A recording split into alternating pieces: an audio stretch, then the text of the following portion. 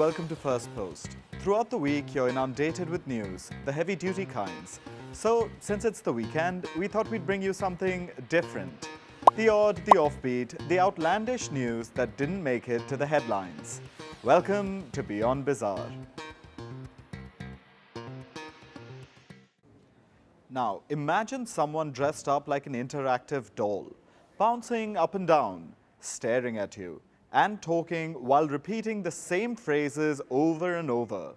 You'd probably be creeped out and walk away. But when this happens on TikTok, viewers pay money for this because this is a viral new TikTok trend, something that combines sex work and gaming. Our next report tells you more. Gaming culture and sex work. These two don't have much in common, now except for a viral TikTok trend. It seems like a day doesn't go by without a weird viral video. And this is the latest one.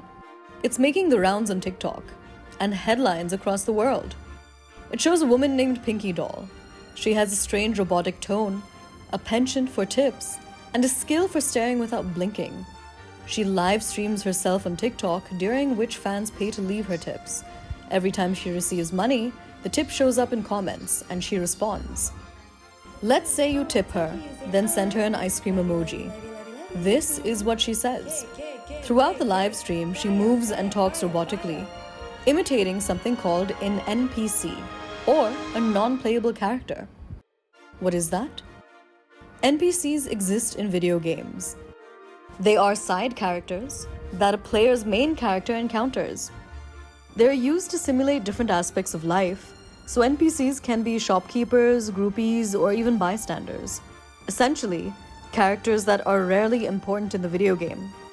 They often have repetitive speech, and they are programmed that way. NPCs keep repeating a few scripted lines on loop. They also make repeated movements. It's called idle animation. In the real world, humans don't really stand still. The gaming world wants to represent this. So the NPCs bounce up and down, sway, and make other slight motions. Honestly, it's a little creepy. But this behavior is vastly accepted in the gaming world. And over time, it has birthed a term, NPC behavior. It has grown increasingly popular, and it's become a derogatory phrase. For many, even a right-wing slur. It's used to shame people, to say that someone can't think for themselves, and that they simply repeat phrases that they hear elsewhere, like from their favorite politicians or cult leaders, who knows? And hey, we aren't judging. But now TikTokers are putting a spin on this connotation, and they're making money off of it while they can. Clearly, these streamers are embracing capitalism, and how? They pretend to show idle animation and get tipped for it. This trend reportedly first took off last year. Over time, both men and women have participated. But it's mostly the women who gain viral attention, because experts say these streamers represent objectified interactive dolls, which is a fetish for many. So by proxy, NPC enactment also fits into that category, especially because some creators of this trend, like the famous Cherry Crush of Florida, are adult performers. This robot-like enactment is much more than a TikTok trend. It is the intersection between gaming and sexual arousal. A means of gaining virtual tips.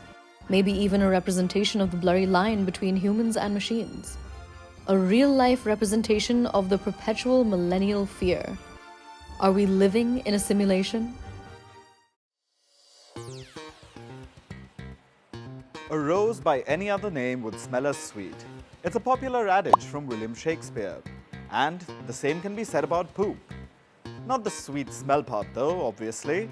So whether you call it caca, poo or merde, you will want to watch out in France, where dogs will now undergo DNA tests, so feces on pavements can be traced back to dogs.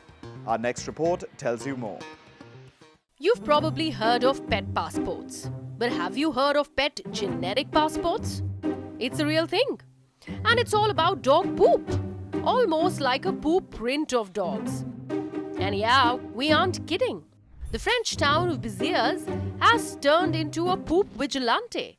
Their local government has introduced a 2-year experiment where dogs will now be DNA tested. Their saliva samples will be collected, then genetically tested, and a document will be issued, the so-called pet genetic passport. Why, you ask? Why?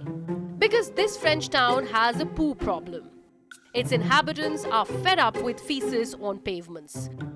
So if foul is found on the roads, it can now be tracked back to the respective dog with the help of DNA matching. And the dog owners will be fined about $136. As bizarre as it is, this is not an optional scheme. If found without the genetic passport, dog owners will be fined $42. Now, this is definitely an odd scheme, but it is not just the French who want you to mind the mud. Poo vigilantes are all over the world. In 2015, several UK counties were considering a similar DNA database.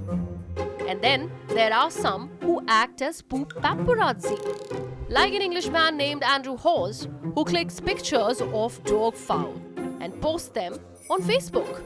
Public poo shaming. Not sure how effective that method is, but definite points for creativity. Then there are some who create a complete shit show to gain attention.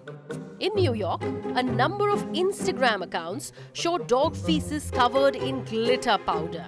People say this helps draw attention to the issue. Again, quite creative. After all, one dog's poop can be someone else's masterpiece.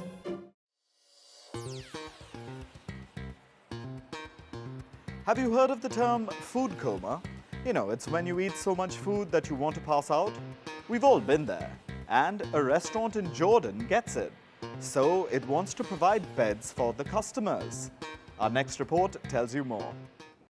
This story is for all of the food lovers who go around tasting different delicacies, exploring new flavors, all until they bump into their worst enemy, a food coma. It completely takes over when someone eats large amounts of food.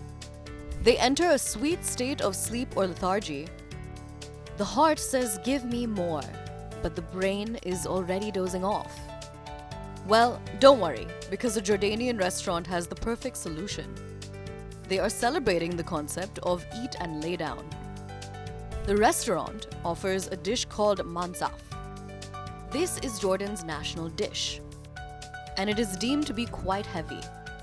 It is made of sheep or goat meat, cooked in fermented yogurt sauce and served with rice. It sounds like a sure shot way to give people a decent dose of a food coma. So once customers eat this dish at the restaurant, they are offered the space to rest. The restaurant offers customers beds where they can eat and then sleep. Mansaf is naturally a very heavy meal in Jordan, and it is important for one to have a nap, sleep after eating mansaf. Why? Because it shakes the mind, so one has to sleep. If you did not sleep, then there should be something wrong with the mansaf. It is a nice experience, especially for those coming from a far place. I am coming from Ghor, southern Shona.